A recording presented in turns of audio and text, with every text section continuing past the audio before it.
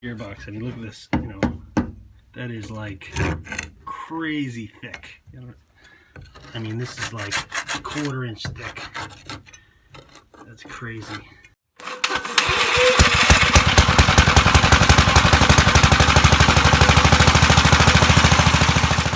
Hey YouTube, so here we are at Saturday, the day before Easter 2018. I'm trying to get both the shed a little more organized, and I'm taking the blowers, all the blowers and stuff, and putting cultivators on them for next weekend. I'm going over to a local small farm that I'm going to help out do some plowing and some cultivating on their fields. So I'm trying to get all the tractors ready so Saturday morning I can just load them up and go. But trying to take a few minutes here and there to organize. So I'm trying to, I thought I had another working cultivator, which this one I got, it's pretty heavily worn, as you could tell from the tines.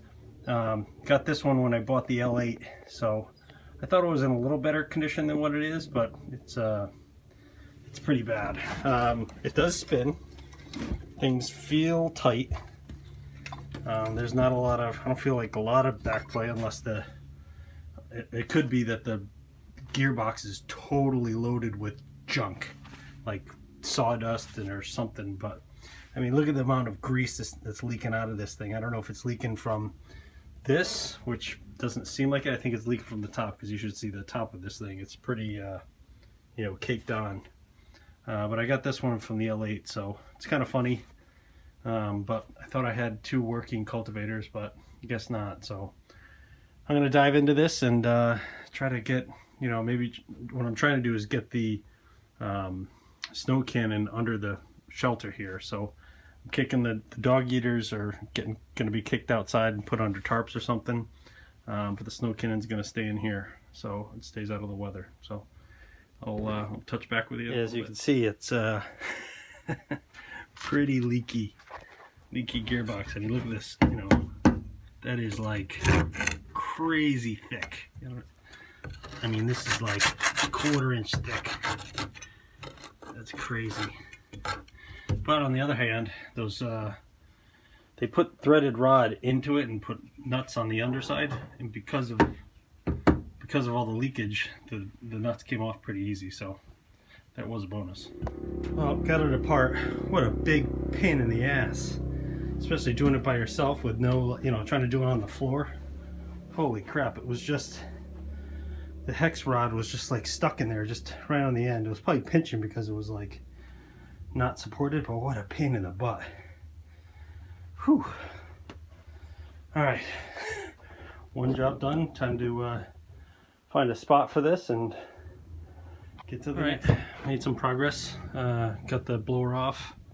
Did some organizing of all my gearboxes. I probably have about 5 of them now. So I'm going to adjust the clutch on the cultivator before I put it on. I've never touched it. So basically what you do is you, those who didn't see my other video, you loosen this back nut here and you crank all these down till they're tight, and then you do a half turn loosen. So you basically go from here to here, and that's it. That's all you have to do.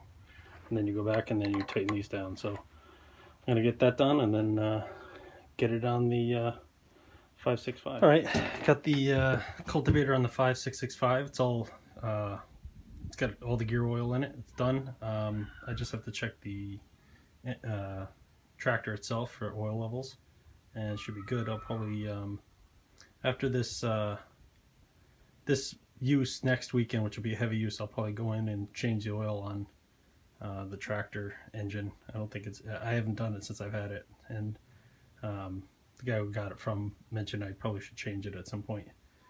So I've only used it 3 times, 4 times, so it's not like it's getting heavy use. So but this one's pretty much done, so now it's on to the next. My next one to get ready, next one to get ready is the rotary plow, and I'm going to put it on my 59 Li.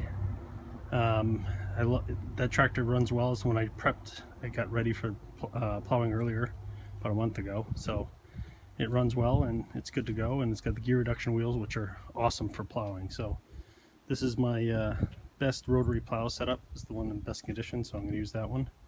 So I'm just going to adjust the clutches like I did on the cultivator. And just to remember, actually I had to go back. I put it on the tractor and then I forgot to go back and re-tighten these after you loosen them. So you loosen them, adjust these, and go back and tighten these. And I put it on the tractor and forgot to tighten them, but I remembered and I went back. So don't make my mistake, because you don't want these things to back off and the nuts to go inside the engine and transmission, I mean, and yeah, bad things. All right, got the rotary cultivator on now. I'm just going to you don't need to watch me put it in the shed, but so I'm not going to show video of that. But now I'm just going to put it in the shed, and I think we're ready. And then I'm going to use the L8. I'm basically just going to put a next weekend I'll just bring the 48-inch plow if we need to move some soil or do some leveling or anything. So I'm going to bring all 3 tractors. Hopefully I can borrow my buddy's trailer. If not, I'm going to have to just do them one by one with my truck. So all right, thanks for watching. See you next weekend. One final thing I kind of did, I don't know if I'll use it, probably won't, but might as well throw it in the truck. The cultivator, just the the straight front mounted cultivator here that I just I threw some new 3/8 5 bolts on it, just to throw it in the truck, just to have it. I got this about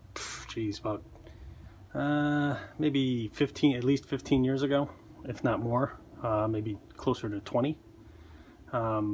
But it was from my dad, which was actually originally from my old boss. So I'm just going to throw it in the truck and just to have it if I need it. So we'll see.